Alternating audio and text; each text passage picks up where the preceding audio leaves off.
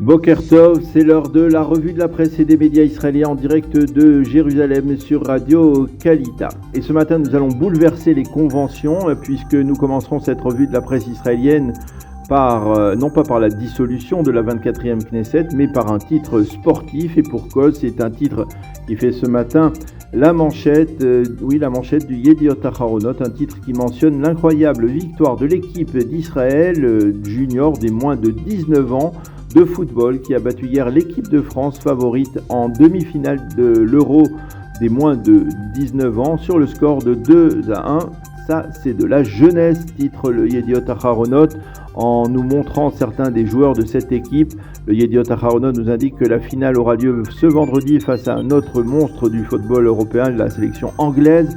Et le Israël Hayom mentionne également en première page cette victoire en faisant un jeu de mots en hébreu, Bagrut Behistoria, le bac en histoire, puisque c'est la période des épreuves du baccalauréat en Israël, mais aussi qui signifie maturité historique de ces jeunes joueurs israéliens face à l'équipe de France, titre le Israël Hayom de ce matin. Un Israël Hayom qui lui semble avoir oublié que la Knesset se dissout aujourd'hui puisqu'il le mentionne pas même en première page, et il faut aller jusqu'en page 5 pour trouver un titre sur cette dissolution de la 24e Knesset. Et élection 2022, on se reverra aux urnes, écrit le quotidien gratuit qui indique que les députés devraient voter en seconde et troisième lecture la loi de dissolution aux alentours de minuit, comme s'il s'agissait de faire durer un quelconque plaisir. Et à l'heure même de cette dissolution, Yair Lapid deviendra le 14e Premier ministre de l'État d'Israël. Le site Ynet titre ce matin « La passation de pouvoir se fera officiellement jeudi dans la simplicité pour montrer que l'heure est au travail, pas aux cérémonies ».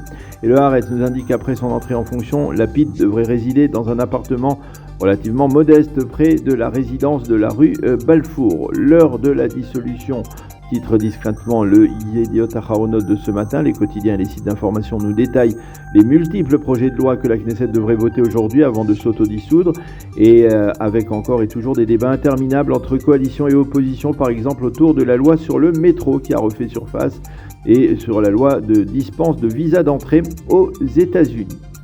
Qu'écrivent les quotidiens israéliens ce matin autour de cette dissolution de la 24e Knesset? Justement, Raanan Shaked nous explique que d'élection en élection, les Israéliens continuent à perdre un temps infini dans les interminables bouchons sur les routes et autoroutes israéliennes. Tout cela parce que leurs élus, n'ont pas estimé nécessaire de voter cette fameuse loi sur le métro. Nous sommes de véritables pigeons, écrit Raanan Shaked dans le Yediot Aharonot, et Ariela Ringel-Hoffman s'insurge elle aussi dans la même page éditoriale contre le comportement méprisant des élus israéliens envers le bien-être de leurs électeurs. Nadav Shragai, lui, dans le Israël Hayom et dans un tout autre registre, estime qu'au lendemain des prochaines élections, Binyamin Netanyahou pourrait froidement préférer l'option d'un gouvernement centriste à celle d'un gouvernement avec ses partenaires traditionnels de la droite nationaliste, des orthodoxes et des idéologues tels que Bezalel Smotrich. Il pourrait donc les utiliser avant de les jeter, écrit Nadav Shragai, et ce même s'il obtient avec ses mêmes partenaires le seuil magique des 61 députés. Les quotidiens israéliens, surtout les sites d'information, mentionnent en évidence cette vidéo montrant Hicham Assayed portant un masque à oxygène. Hicham Assayed, c'est ce bédouin israélien déséquilibré qui a pénétré il y a 7 ans, en 2015, dans la bande de Gaza, et qui a été capturé immédiatement par le Hamas. Hier, le mouvement terroriste a diffusé une vidéo dans laquelle on le voit alité portant un masque à oxygène. Le Yediot Aharonot cite Naftali Bennett qui a déclaré « Le Hamas détient 2 citoyens israéliens qui sont malades mentaux. La diffusion d'une vidéo montrant l'un d'eux est un acte méprisable ». Dixit Naftali Bennett pour Amos Harel. Dans le Haaretz, la vidéo montrant Hicham Assayed, cet Israélien malade détenu par le Hamas depuis 8 ans, est une tentative du mouvement terroriste de remettre sur le devant de la scène le dossier des prisonniers. Selon Harel, le Hamas estime que la dissolution de la Knesset place Israël dans une position de faiblesse dans ce dossier et il entend donc en profiter. C'est aussi ce qu'écrit Ohad Remo ce matin sur le site N12 et ce que l'on peut lire également dans le Maariv. Et puis dans le dossier du différend maritime entre Israël et le Liban, on peut lire ce matin dans le Maariv l'éditorial d'Yitzhak Levanon, qui est, comme son nom l'indique, d'origine libanaise. Yitzhak Levanon, qui a également été ambassadeur d'Israël en Égypte, écrit qu'Israël devrait accepter la dernière proposition faite par le Liban sur le tracé de sa frontière maritime commune.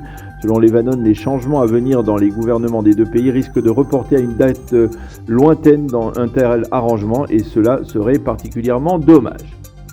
Après de longues journées de chaos, le directeur de l'aéroport Ben Gurion a présenté hier ses excuses, des excuses pour les très longues files d'attente de plusieurs heures dans les salles du départ de l'aéroport international israélien, des images qui s'inscrivent désormais au quotidien dans les médias et les sites d'information. Hier, en commission de plainte du public, Shmuel Zakkai a présenté ses excuses. Nous regrettons de ne pas pouvoir fournir le service auquel nous étions habitués à l'aéroport. Nous souffrons d'une pénurie grave de main-d'œuvre. Mais malgré tout, nous n'avons pas voulu annuler le moindre vol et ceci explique cela. Selon les estimations, le coût d'un employé de l'aéroport aurait augmenté de 25% par rapport à la période précédant l'épidémie de coronavirus.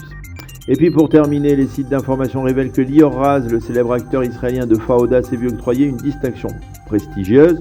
En effet, Raz, qui fait désormais carrière aux États-Unis, a été choisi par la marque internationale Omega pour être son ambassadeur à travers le monde. Il rejoint ainsi un club très sélect d'acteurs, dont George Clooney et Nicole Kidman, qui ont reçu la même distinction. C'est la fin de cette revue de la presse et des médias israéliens.